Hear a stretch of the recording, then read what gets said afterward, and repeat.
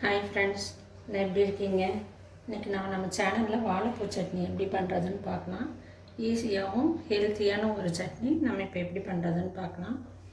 நான் அதுக்கு வாழைப்பூ எடுத்து வச்சுருக்கேன். அரை வாழைப்பூ தான் எடுத்து வச்சுருக்கேன்.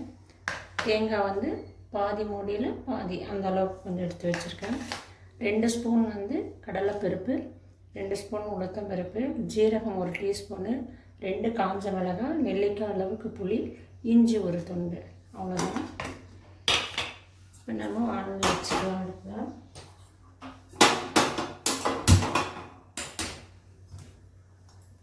2 ஸ்பூன் எண்ணெய் ஊற்றிக்கலாம்.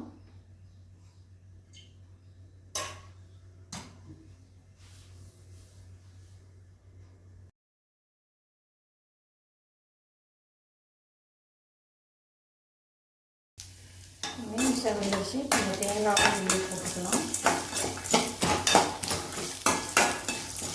தேங்காய் 1 நிமிஷம் நல்லா நிமிஷம்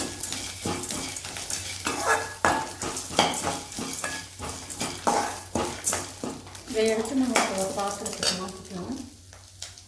ஒரு பிளேட்டுக்கு மாற்றி வச்சு நம்ம இப்போ மறுபடியும் ஒரு 2 ஸ்பூன் எண்ணெய் ஊற்றிக்கலாம்.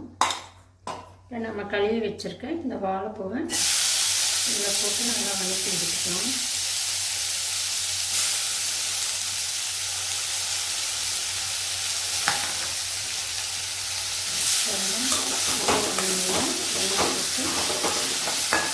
நல்லா வதக்கி எடுத்துக்கலாம்.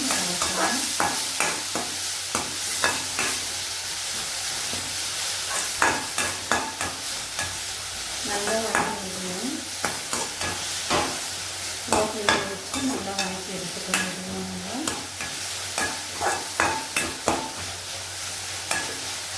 வதக்கிட்டு பச்சை வாசலோடு வதங்கிடுச்சு. நம்ம எல்லாத்தையும் நல்லா சேர்த்து மறுபடியும் ஒரு பேஸ்ட் எடுத்துக்கலாம்.